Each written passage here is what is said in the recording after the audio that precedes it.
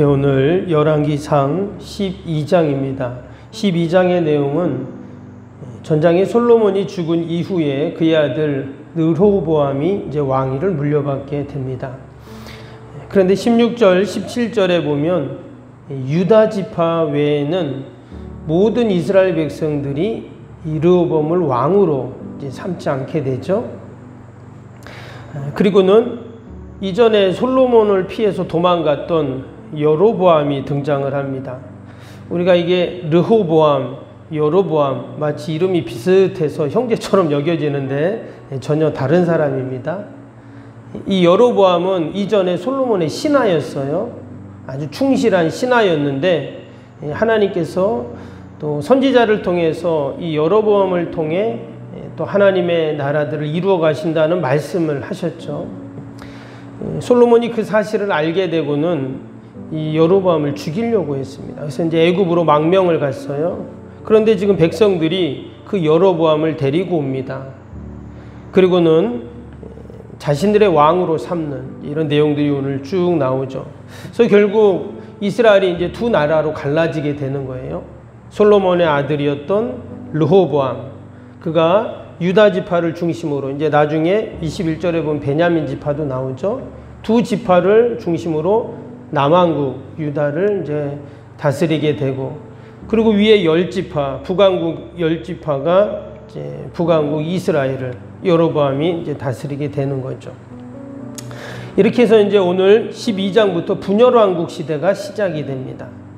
우리가 아는 것처럼 나중에 북왕국은 아수르라는 나라한테 멸망하잖아요. 그때까지 대략 한 200년 동안 이 분열왕국 시대가 지속이 되고, 남왕국은 바벨론에 의해서 대략 340년, 50년을 지속이 됩니다.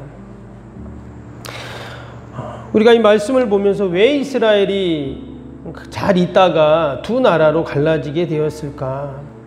여러분, 이전에 그 솔로몬 시대나 그 전에 다윗, 또 그 앞에 뭐 사사 시대도 마찬가지고요.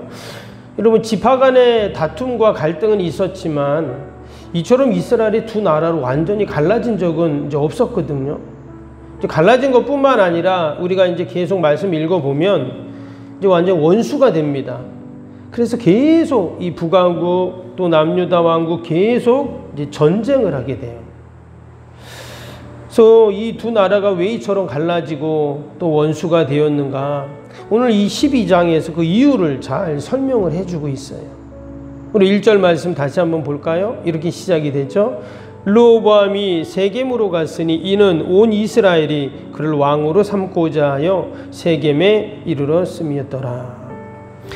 이 르호보암이 아버지 솔로몬을 통해서 왕위를 물려받게 되는데 가장 먼저 한 일이 뭐냐? 세겜이라는 곳에 갑니다. 세겜. 그러면 그가 왜 세겜에 갔을까?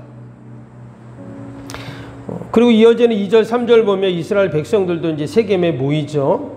근데 이 세겜이라는 지역은 이스라엘의 아주 역사적인 또 민족적인 그런 상징의 도시예요. 거기에는 이제 그발산, 그리심산, 에발산 두 개가 있는데 그 사이에 이제 이 세겜이라는 지역이 있거든요. 그래서 거기서는 축복과 저주를 선포하는 곳이다, 이렇게 사람들에게 알려졌습니다. 옛날 그 창세기에 보면 아브라함이 하나님이 약속의 땅으로 가라 했을 때 그가 간 곳이 어디냐면 바로 이 세겜 모래 상수리 나무 아래서 가장 먼저 제사를 지르게 되죠. 바로 거기가 세겜이에요. 또 야곱이 외삼촌 집에 갔다 20년 있다 고향으로 돌아옵니다. 그래서 그가 처음에 정착한 곳이 어디냐? 바로 이 세겜이에요. 그리고 가나안 정복 시기에도 보면 여호수아가 언약을 갱신하고 율법을 선포했던 곳이 바로 세겜이에요. 그러니까 이스라엘 백성들에게 이 세겜은 어떤 곳이냐? 아주 역사적인 신앙적인 정통성을 확보할 수 있는 너무나 좋은 그런 장소이죠. 우리도 그런 거 있잖아요. 정치인들이 뭐 대통령 후보가 되든지 뭐 당대표가 되든지 그러면 가장 먼저 사람들 데리고 어딜 갑니까? 국립현충원에 가잖아요. 아니면 뭐 광주 5.18 묘지에 가서 거기서 이렇게 뭐 참배를 하고 그 다음에 자신들의 그런 일들을 이렇게 시작하는 것도 우리가 이렇게 보게 되는데 바로 정통성을 자신들이 이어가겠다 이 말이거든요. 오늘 이 르호보암도 마찬가지입니다. 르호보암도 이제 내가 온 이스라엘 백성들에게 왕이 됐다를 선포하고 자신이 이제 왕인 것을 알리기 위해서 이 세겜에 간 겁니다. 그런데 이제 백성들이 그 소식을 듣고 세겜으로 몰려왔어요. 그리고 뭐라고 했냐? 오늘 3절 4절 볼까요? 무리가 사람을 보내 그를 불렀더라. 여로보암과 이스라엘의 온 회중이 와서 르호보암에게 말하 이르되 왕의 아버지가 우리의 멍에를 무겁게 하였으나 왕은 이제 왕의 아버지가 우리에게 시킨 고역과 매운 무거운 멍에를 가볍게 하소서. 그리하시면 우리가 왕을 섬기겠나이다. 이 무슨 말이냐면 솔로몬이 40년 동안 이제 통치를 했는데 여러분 그 40년 동안 솔로몬이 한 일이 뭡니까? 뭐 많이 있지만 그 중에 솔로몬이 한 대부분의 일들은 뭐냐면 건축하는 일을 했어요. 처음에는 성전을 건축했죠. 그 다음에 왕궁을 건축했죠. 그 다음에 수많은 국고성을 건축했죠. 그 다음에 이방 나라들이 쳐들어오지 못하도록 방어성을 건축했죠. 그러면 여러분 그 많은 건축을 하려면 뭐가 필요합니까? 돈이 필요하잖아요. 백성들에게 계속 세금을 걷어들인 거예요. 또 성을 쌓으려면 사람이 필요하니까 계속 사람들에게 노역을 시킨 겁니다. 그래서 오늘 말씀해 보면 뭐라 그랬냐면 고역과 매운 무거운 멍에라고 이렇게 말했어요. 얼마나 힘들었는지 그것을 멍에라고 이렇게 말을 한 거예요. 그리고 이제 새로운 왕이 되었으니까 우리에게 좀 그 멍에를 가볍게 해주세요. 이런 요청을 지금 하고 있는 겁니다. 근데 르호보암이 그 이야기를 듣고는요, 바로 거기서 결정을 안 하고 그러면 3일 후에 다시 한번 와라 이런 얘기를 합니다. 그리고 3일 동안 뭐를 했어요? 조언을 얻기 시작합니다. 처음에는 그 솔로몬 아버지 솔로몬 때 있었던 신하들이죠. 이제 원로가 되었는데 그들에게 물어보는 거예요. 백성들이 이런 얘기를 하는데 도대체 어떻게 해야 됩니까? 물어봐요. 그게 오늘 6절에 나오죠. 그 다음에 또 이번에는 또 그 얘기만 듣고는 안 되는지 친구들에게 물어보는 거예요. 그러니까 자기하고 같이 자랐던 친구들, 신하들이겠죠.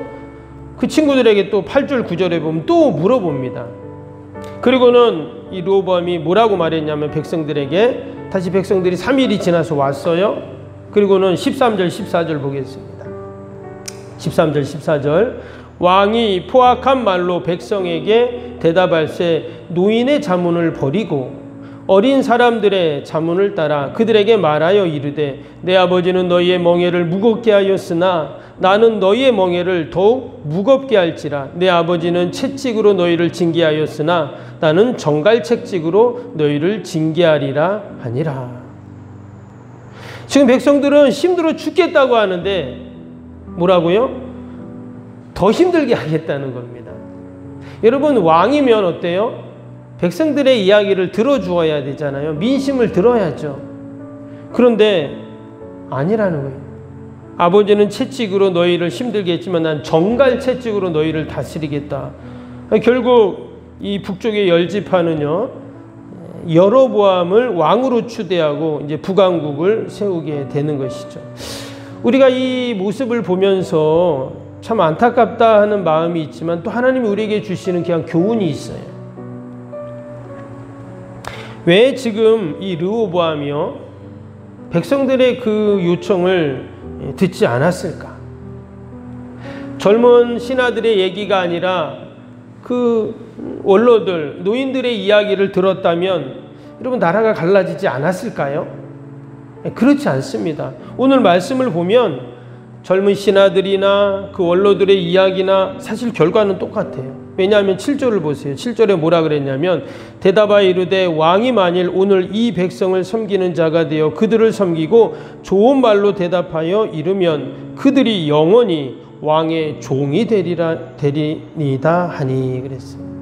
지금 원로들이 한 말입니다. 겉으로는 백성들을 섬긴다 이야기하지만 지금 백성들을 뭐로 여기냐면 왕의 종입니다. 이렇게 말을 하는 거예요. 결국은 백성들이 영원히 왕의 종이 될 것입니다 라고 이야기합니다. 백성들 한낱 종으로 여기고 있어요. 우리가 이 말씀을 보면서 이제 르호보암이 왕이 되었는데 백성들이 그런 요청을 하고 어떤 문제 사건이 생긴 겁니다. 근데 그것을 해결할 때 어떻게 했다는 거예요? 사람들에게 조언을 들어요. 어찌 보면 좋은 것 같지만 여러분, 이스라엘 왕은 누가 세우는 거죠? 하나님이 세우는 겁니다. 그러니까 사실 이 르호보암은 누구에게 조언을 들어야 되냐? 하나님께 조언을 들어야 되는 거예요. 하나님께 지혜를 구하고 하나님께 조언을 듣고. 그 아버지 솔로몬은 처음 왕이 되었을 때 어디로 달려갑니까? 기브온 산당으로 달려갔어요. 하나님께 예배를 드리고 하나님 지혜를 주옵소서, 백성들을 잘 다스릴 수 있는 그런 지혜를 주세요라는 기도를 하잖아요. 르호보암도 마찬가지입니다. 그가 왕이 되고 나서 가장 먼저 달려가야 할 곳은 사실 세겜이 아니었어요. 어딜까요? 예루살렘 성전이에요. 성전에 가서 하나님께 지혜를 구하고 영적인 정통성을 그가 이어갔다면 이처럼 나라가 두 개로 갈라지는 일은 없었을 겁니다. 우리가 오늘도 이 새벽에 성전에 왔습니다. 우리가 하나님께 지혜를 구하고 또 하나님의 도움을 구하고 또 주시는 힘을 갖고 우리가 오늘 하루를 살아간다면 우리는 넉넉히 승리할 줄로 믿습니다. 우리가 오늘도 이 약속의 말씀 꼭 기억하고 여러분 오늘도 하루 승리하는 저와 여러분이 되시기를 주님의 이름으로 축복합니다. 오늘도 말씀 생각하면서 우리 함께 화요일 기도 함께 할게요. 화요일 기도입니다. 시공과 관련한 모든 인허가 절차가 순조롭게 진행되게 하옵소서. 아멘. 건축위원과 설계 및 시공사 간의 원활한 소통이 이루어지게 하옵소서. 아멘. 공사기간 동안 날씨와 모든 환경을 주장하셔서 공정에 차질이 없게 하옵소서. 아멘. 지역 주민들에게 불편함을 끼치지 않는 안전한 공법으로 건축되게 하옵소서. 아멘. 착공부터 완공에 이르기까지 지역사회와 긴밀한 우호관계를 유지하게 하옵소서. 아멘. 건축사와 건설사, 시공사를 붙드시고 초심을 잃지 않고 잘 감당하게 하옵소서. 아멘. 공사기간 동안 안전사고나 불미스러운 일이 한 건도 발생하지 않게 하옵소서. 아멘. 성실하고 책임감 있는 감리로 건축의 시작과 끝이 완벽하게 진행되게 하옵소서. 아멘. 자재 품질 및 검수가 철저히 이루어지고 공사 일정이 지체되지 않게 하옵소서. 아멘. 최적의 공사기간과 공사비 절감을 위해 세밀한 업무가 이루어지게 하옵소서. 아멘. 꼼꼼한 업무로 불필요한 비용 발생을 원천적으로 차단하게 하옵소서. 아멘.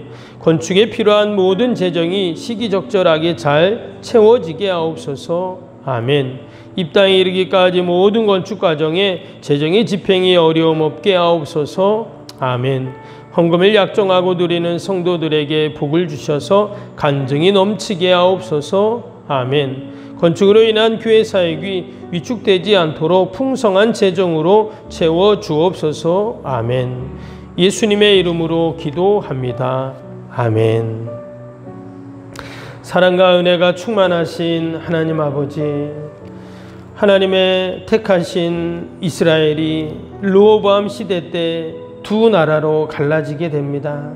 서로 원수가 되어 전쟁을 하고 하나님을 따르기보다는 우상을 숭배하는 나라가 되어버립니다.